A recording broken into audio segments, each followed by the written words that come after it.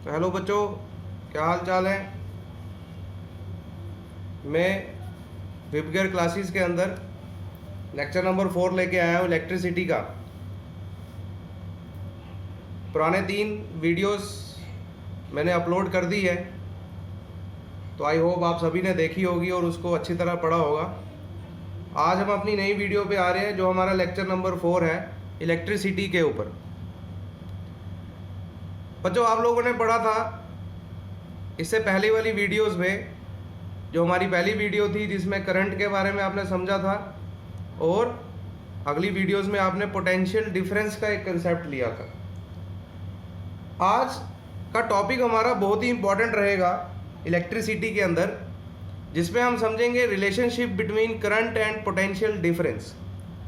यानी वो करंट जिसको हम आई से डिनोट करते हैं और जो पोटेंशियल डिफरेंस जिसको वी से डिनोट करते हैं, उन दोनों के बीच में क्या ऐसा खास रिलेशन है, क्या वो एक दूसरे को रिलेट करते हैं या नहीं करते।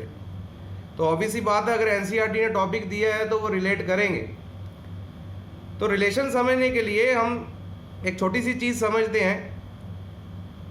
ये करंट और पोटेंशियल डिफरेंस का जो रिलेशन है, ये सबसे पहले हमें आपकी एनसीईआरटी बताती है कि जर्मन फिजिसिस्ट है जिनका नाम था सर जॉर्ज साइमन ओम। इन्होंने अपने नाम पे ही एक करंट और पोटेंशियल का रिलेशन एस्टेब्लिश किया, जो इन्होंने एक लॉ की फॉर्म में बना दिया। आप जानते हैं फिज़िक्स में जब कोई साइंटिस्ट फिजिसिस्ट जब अपना कोई काम बताता है तो वो एक लॉ के शेप में बना देता है। तो इन्होंने अपने ही नाम पे यानी एक लॉ बनाया जिसका नाम है ओम्स लॉ। और करंट इलेक्ट्रिसिटी एक ऐसा चैप्टर है जिसमें ओम्स लॉ होगा तभी वो चलेगा, नहीं तो वो मुश्किल। चाहे आप आज के लिए पढ़ो, चाहे आने वाली क्लासेस में कभी करंट इलेक्ट्रिसिटी पढ़ोगे, तो जहाँ इलेक्ट्रिक करंट दिखेगी वहाँ ओम्स लॉ हमारे ओम भाई साहब जी है, ये बहुत ज़रूरी है दिखना। तो ओम्स लॉ हमें कहता क्या है, सबसे पहले तो हम ये समझ लेते हैं। ओम्स लॉ हमें ये कहता है कि मानो आपके पास अगर कोई एक वायर है, कंडक्टर, वायर मीन्स कंडक्टर, अगर आप उसकी फिजिकल कंडीशन को कांस्टेंट रखते हैं, फिजिकल कंडीशन जैसे कि मानो ये वायर है, मैंने आपके सामने एक पेन लिख दी, ये एक वायर है ना। इस वायर की फिजिकल कंडीशन का मतलब हुआ कि जिस टेम्परेचर पे ये रूम टेम्परेचर पे है उसको वैसा ही रहने दो, जो एटमॉस्फेरिक प्रेशर इस पे लग रहा है वो वैसा ही रहने दो, जिस मटेरियल की ये वायर बनी है, जैसे आपके घर में कॉपर की होगी तो वो कॉपर की ही रखो, उसको चेंज नहीं करो। यानी ये कुछ फिजिकल कंडीशंस को अगर आप कांस्टेंट रखेंगे, चेंज नहीं करेंगे, तो इस वायर के अक्रॉस अगर मैं एक बैटरी लगाऊं, बैटरी का काम करती है बच्चों, पोटेंशियल डिफरेंस बनाती है। तो जो पोटेंशियल डिफरेंस इसमें फ्लो होगा applied across the end of conductor, वो डायरेक्टली प्रोपोर्शनल होगा करंट के। मतलब आसान भाषा में अगर हम समझे कि जितना पोटेंशियल हमारा बढ़ता है, करंट भी उसके साथ साथ क्या करती है, बढ़ती है। समझे बच्चों, जितना पोटेंशियल बढ़ेगा उतनी ही करंट क्या करेगी, साथ साथ बढ़ती जाएगी। वैल्यू सेम नहीं रहती, यानी साइमल्टेनियसली दोनों राइज करेंगे। अगर वो कम होगा तो वो भी क्या होना शुरू हो जाएगा, पोटेंशियल डिफरेंस कम होगा तो करंट भी क्या हो जाएगी, कम हो जाएगी। तो हर लॉ की एक स्टेटमेंट होती है, तो पहले तो इसकी हम एक स्टेटमेंट समझेंगे। जो मैंने बोला वही स्टेटमेंट है। It states that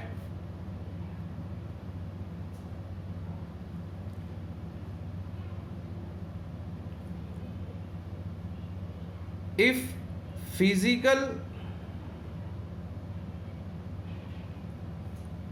condition of conductor, कौन कौन सी बच्चा, जैसे कि such as temperature, pressure etcetera, अगर ये सभी की सभी कांस्टेंट हुई, आर केप्ट कांस्टेंट, देन क्या बोला उसने, then potential difference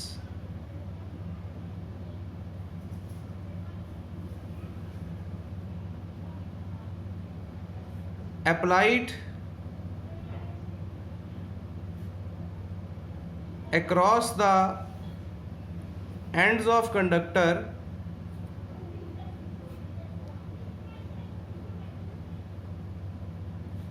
is directly proportional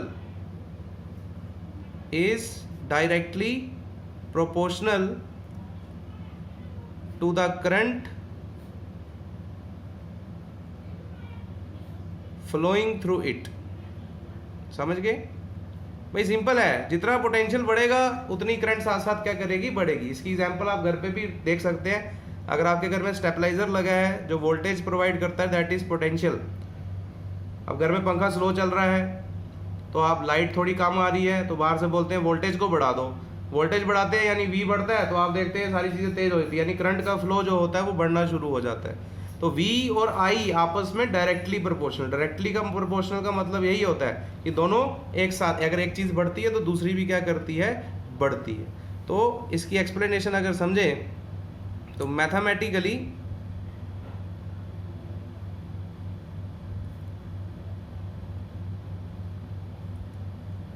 V is directly proportional to I, यही बोल रहा है। देखिए भाई ध्यान से समझना आगे।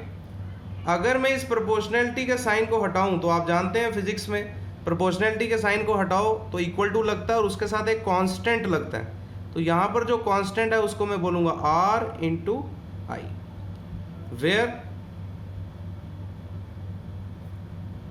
R is constant of proportionality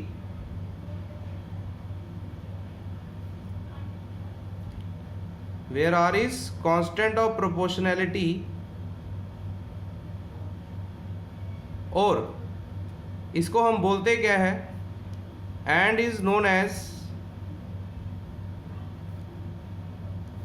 क्या बोलते हैं बच्चों, पता है आपको, रेजिस्टेंस ऑफ कंडक्टर।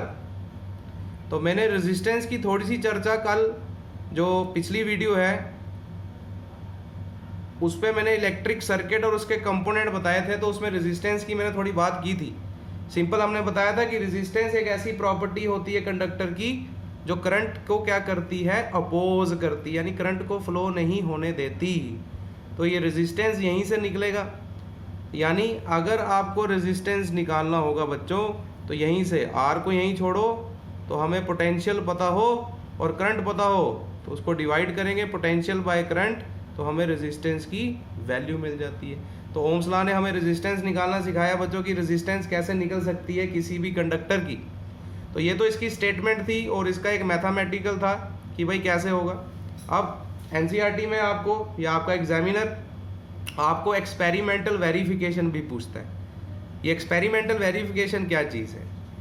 अगर आपको आपके स्कूल के अंदर कोई लेबोरेटरी में ले जाए तो लेबोरेटरी में आपको कुछ ऑपरेटर्स दिए जाए, जैसे मैंने कल आपको कुछ बताए थे सर्किट के कंपोनेंट, जैसे एमीटर, वोल्ट मीटर, वैसे ही कुछ आपको ऑपरेटर्स दिए जाए और बोला जाए कि बस इन ऑपरेटर्स को जोड़ के बच्चों बताओ कि जो है ओम्स लॉ क्या सही बोलता है या गलत, V बढ़ने पे I बढ़ता है या नहीं बढ़ता, ये प्रूव करके बताओ। That is known as experimental verification.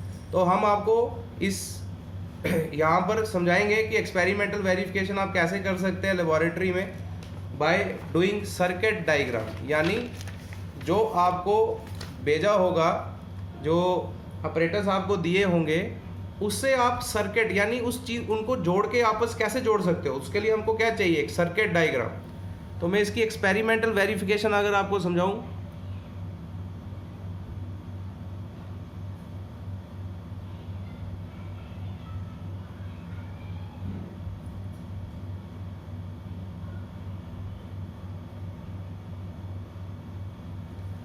तो उसके लिए हमें क्या चाहिए, कुछ ऑपरेटर्स चाहिए। कौन कौन से ऑपरेटर्स रिक्वायर्ड है बच्चों?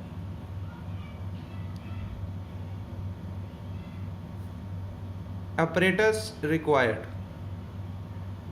इसके लिए आपको चाहिए सबसे पहले बैटरी, जो पोटेंशियल डिफरेंस मेंटेन करेगा, यानी करंट को भी फ्लो कराने में क्या करेगा, मदद करेगा। दूसरा बच्चों आपको चाहिए की, या इसको हम स्विच बोलते हैं। फिर चाहिए रियोस्टैट। रियोस्टैट आप जानते हैं क्या होता है, वेरिएबल रेजिस्टर, जिससे हम करंट की वैल्यू को इंक्रीज यानी रेजिस्टेंस की वैल्यू को ऊपर नीचे कर सकते हैं। हाँ, एक चीज़ और समझ लो, अगर रेजिस्टेंस किसी कंडक्टर में कम होगी तो रेजिस्टेंस का मतलब क्या है, जो करंट को अपोज करता है। अगर किसी रेजिस्टेंस किसी कंडक्टर में कम होगी तो वहाँ करंट क्या करेगी, ज़्यादा फ्लो करेगी, करंट की वैल्यू बढ़ जाएगी, क्योंकि रेजिस्टेंस तो कम हो रही है, और अगर रेजिस्टेंस बढ़ जाएगी तो करंट की वैल्यू कम फ्लो करेगी। तो रियोस्टैट एक ऐसी डिवाइस है जो आपका क्या काम करती है, रेजिस्टेंस की वैल्यू को सर्किट में डिक्रीज करती है, यानी करंट को बढ़ाती है। इंक्रीज या डिक्रीज कुछ भी कर सकती है, जैसे आपको नीड हो। फिर चाहिए एमीटर। एमीटर इसलिए चाहिए ताकि हमें करंट की वैल्यू पता लगे। उसके बाद एमीटर के बाद आपको चाहिए वोल्ट मीटर, जिससे हम पोटेंशियल डिफरेंस मेजर कर सके। अननोन रेजिस्टेंस वायर, यानी जिसकी रेजिस्टेंस आप फाइंड करेंगे। तो अब इन सभी ऑपरेटर्स को हम जोड़ेंगे कैसे, ये समझो। यानी उसके लिए हमें समझनी पड़ेगी सर्किट डायग्राम।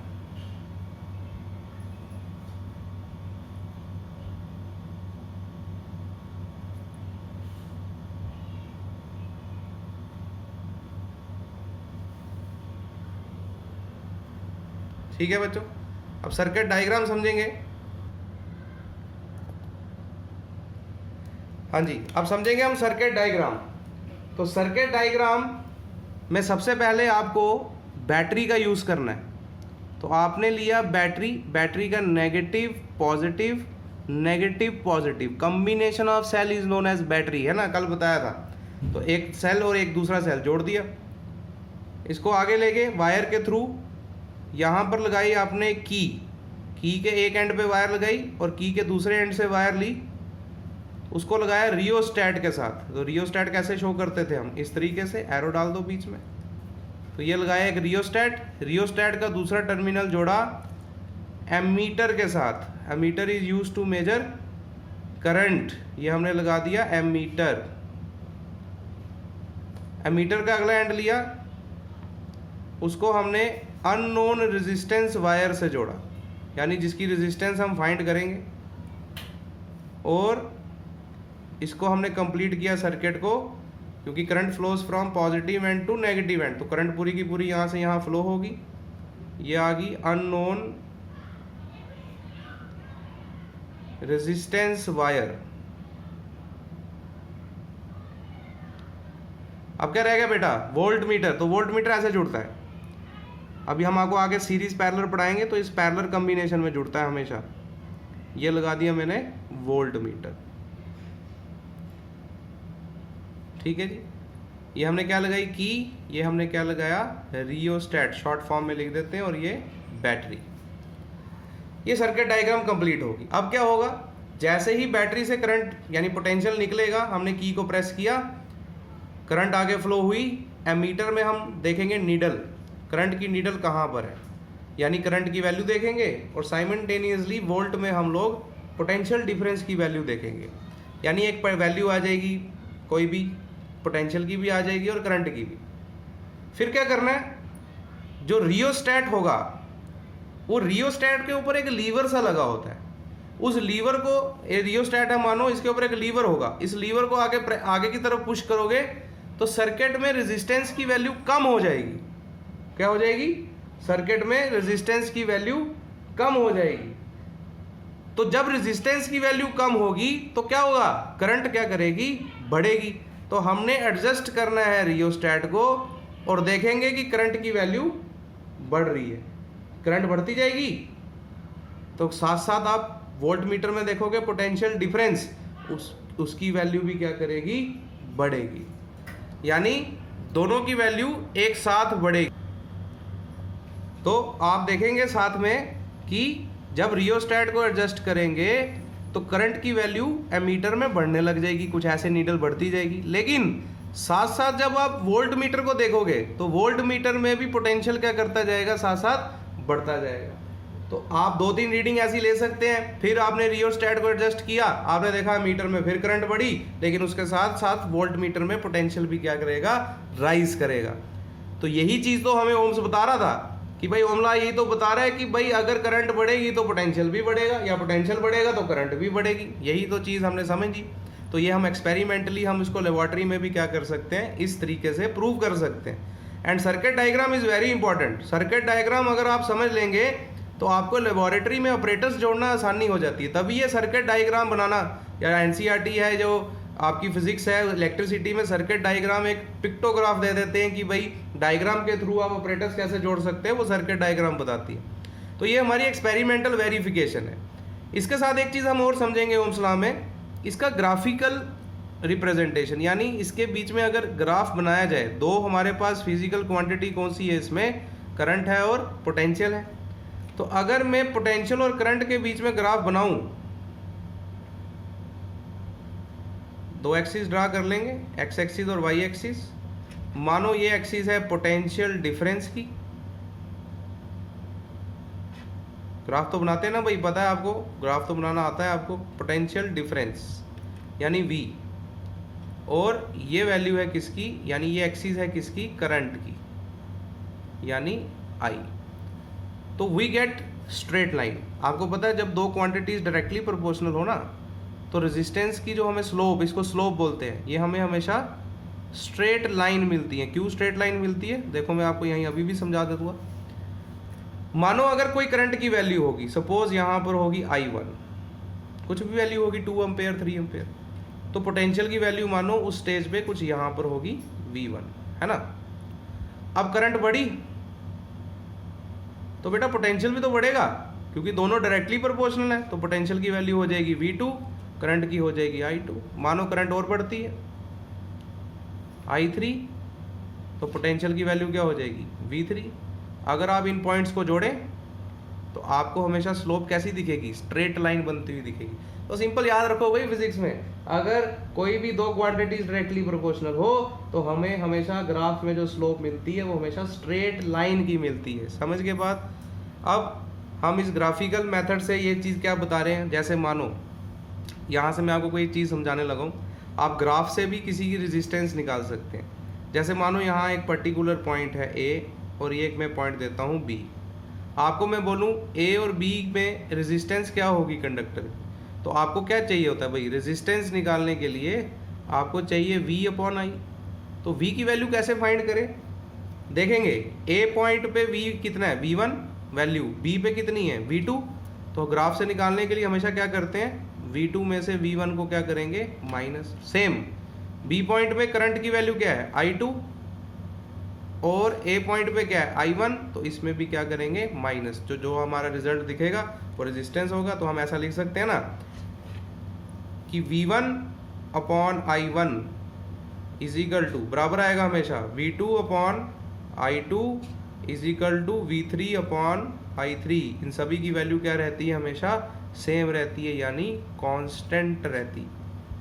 तो बेटा ये ग्राफिकल वेरिफिकेशन थी। आपको अगर सवाल पेपर में पूछेंगे तो स्टेट ओम्स लॉ अगर पूछे तो आपने वही स्टेटमेंट देनी है जो हमने पढ़ी पीछे, आप वीडियो पीछे करके देख सकते हैं। दूसरा, अगर उसके साथ ही पूछ लिया उसकी एक्सपेरिमेंटल वेरिफिकेशन दो, तो ये हमने सर्किट डायग्राम बना के बताई, और इसकी जो थ्योरी है आप इसको लिख सकते हैं कि वी हैव बैटरी की एडजस्ट द रियोस्टैट वगैरह, जो आपको मैंने समझाया। हालांकि इसके नोट्स भी मैं आपको अपने चैनल में, जब हमारा थोड़ा टॉपिक आगे चलता जाएगा, तो इलेक्ट्रिसिटी के नोट्स भी आपको मैं आपके डिस्क्रिप्शन बॉक्स में उसका लिंक डाल दूंगा, ड्राइव में आप उसको लोड कर सकते हैं। अभी नहीं, अगली लेक्चर्स में हम डाल देंगे। तो फिलहाल अभी आप समझते जाएं। एंड उसके बाद उसका ग्राफिकल रिप्रेजेंटेशन पूछे तो ये हमने ग्राफ के ऊपर उसकी शेप तैयार कर दी। ठीक है बच्चों, क्लियर है आज का टॉपिक। आज हमने ओम्स लॉ को समझा। कल नेक्स्ट जो वीडियो हमारे पास आएगी, आपके पास जो मैं लोड करूँगा, उसमें हम लोग इस रेजिस्टेंस के ऊपर पूरा एक टॉपिक समझेंगे। रेजिस्टेंस क्या है, उसका फॉर्मूला, उसके रिलेटेड बहुत सारे न्यूमेरिकल हैं। एंड ओम्स लॉ के लिए जो R = V/I हमने पढ़ा है, इसी के रिलेटेड न्यूमेरिकल प्लस रेजिस्टेंस के और भी बहुत सारे नई चीज़ें आपको देखने को मिलेगी रेजिस्टेंस के ऊपर। तो हमारा जो नेक्स्ट जो वीडियो होगी वो रेजिस्टेंस के ऊपर ही होगी। आज हमने ओम सिलाई करा है, तो अब मैं आपसे छुट्टी लेता हूँ। तो आप वही जो रोज़ मैं बोलता हूँ कि आप पढ़ें, इस वीडियो को देखें, अच्छे से इसको रीड आउट करें, नोट्स बनाएं, क्योंकि खुद के बनाए जो नोट्स होते हैं वो लाइफ टाइम आपके साथ चलते रहेंगे। तो आप बाकी इंजॉय भी करें, लेकिन साथ साथ पढ़ाई करें, क्योंकि बोर्ड एग्जाम्स हैं, आगे प्रॉब्लम नहीं आ जाए। इसलिए मैं आपसे अब अलविदा लेता हूँ। Okay, good luck, take care.